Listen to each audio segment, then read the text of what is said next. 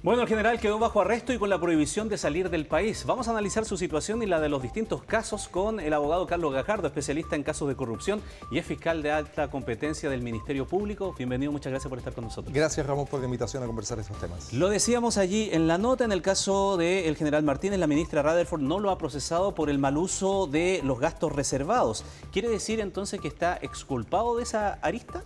Al menos por el momento, no hay una decisión definitiva que haya tomado la ministra. Entendemos que efectivamente el caso fuerte que hoy día se ha conocido como procesado es el caso de los pasajes de esta arista por haber utilizado mediante artilugios que burlan la manera en que se debían rendir los dineros solo por temas de pasaje y por lo tanto efectivamente los montos son sustancialmente menores. Y no hay ninguna resolución sobre si hubiera un mal uso de gastos reservados, no se puede descartar, pero al menos por el momento no hay nada de eso. Ya, eso hace la diferencia con otros casos que lo vamos a estar revisando más adelante.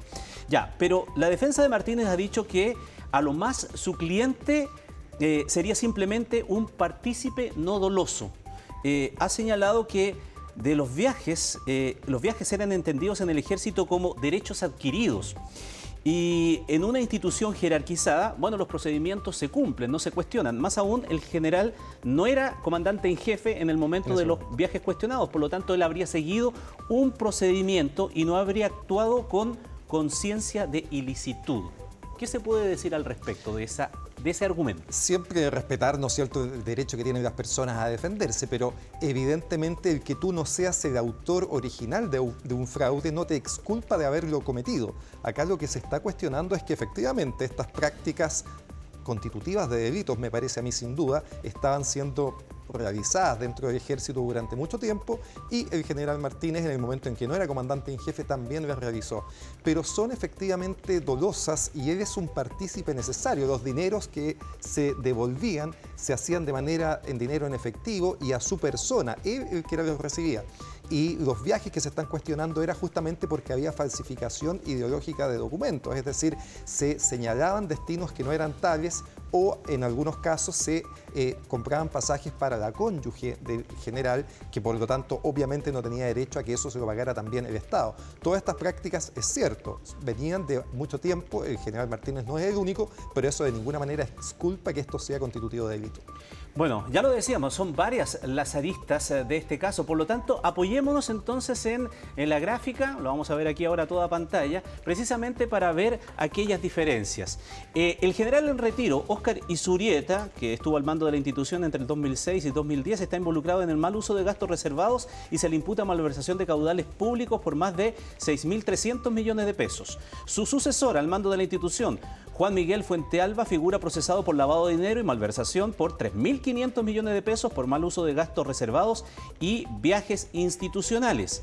El general en retiro, cambiamos, Humberto Oviedo, también aparece involucrado en el delito de malversación por desvío de gastos reservados por un total de 4.500 millones de pesos. Y Ricardo Martínez, quien debió renunciar días antes de concluir su mandato, ya lo decíamos, es por la arista solamente de los pasajes hasta ahora por 44 millones de pesos. Entre todos, en todo caso, suman más de 14.500 millones de pesos defraudados, que es lo que persigue entonces la investigación.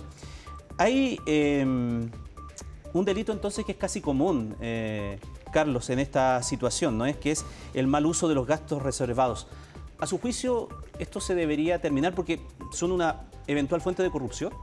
Sin duda es una fuente de corrupción y han habido pasos para que esto deje de ser una fuente de corrupción. Básicamente el problema estriba, a mi juicio, en que estos eran fondos que no tenían ninguna obligación de ser rendidos. Bastaba con que la persona que estaba a cargo, el comandante en jefe, expidiera un certificado diciendo que había efectuado un buen uso de esos recursos para que Contraloría no tuviera ninguna opción de entrar a revisar si eso era verdadero o no.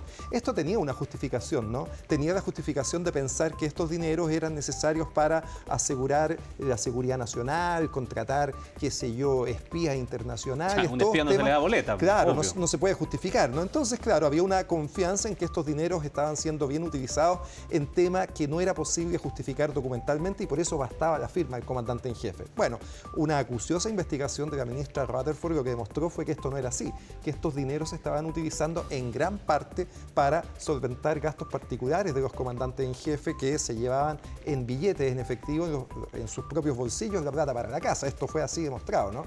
o es el procesamiento. Y una diferencia por qué en un caso es malversación de fondos y en el otro fraude al fisco, justamente el delito más grave es malversación y sanciona al que tiene a su cargo los recursos y de alguna manera se los apropia. Mientras que el fraude también es un funcionario público, pero que no tiene a su cargo los caudales públicos, sino que hace una martingala, un engaño, alguna forma para quedarse con esos dineros. Es un delito, por lo tanto, un poco menos grave.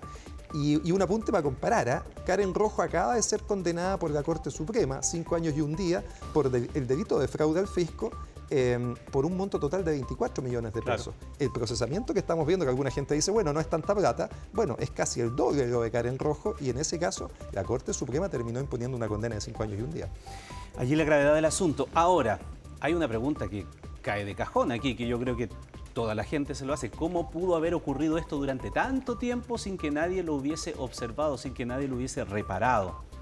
Eso yo creo, Ramón, que es gravísimo, sobre todo por la responsabilidad no penal, pero política que tienen las autoridades civiles. Aquí teníamos durante 30 años ministros de defensa que estuvieron mientras estos fraudes pasaban en sus narices, Uno de los comandantes en jefe se les apodaba el señor de los anillos por su gusto que tenía por andar en lujosos vehículos. Era evidente que con el sueldo que tenían esos lujos, esos autos no los podían cubrir.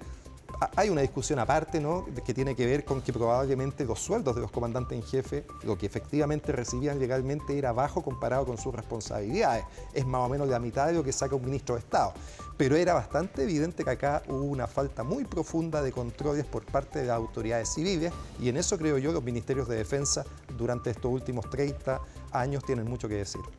Último, esto está en manos de la justicia militar. Alguien podría pensar, no confío mucho, ¿qué garantías tengo de que haya un debido proceso en ese sentido en cuanto a llegar hasta las últimas consecuencias en estos casos? Brevemente, ¿qué se podría decir al respecto? Lo que podemos decir es que el caso está en la justicia militar, pero la que lo investiga es una jueza civil, que ha dado amplias garantías de un trabajo muy acucioso y todas sus resoluciones son revisadas primero por la Corte Marcial, pero finalmente por la Corte Suprema. Yo tengo esperanza y confianza en que se va a hacer un trabajo acucioso en este caso. Carlos Gajardo, muchísimas gracias por acompañarnos también esta noche aquí y entender mejor este caso. Gracias a ustedes por la invitación.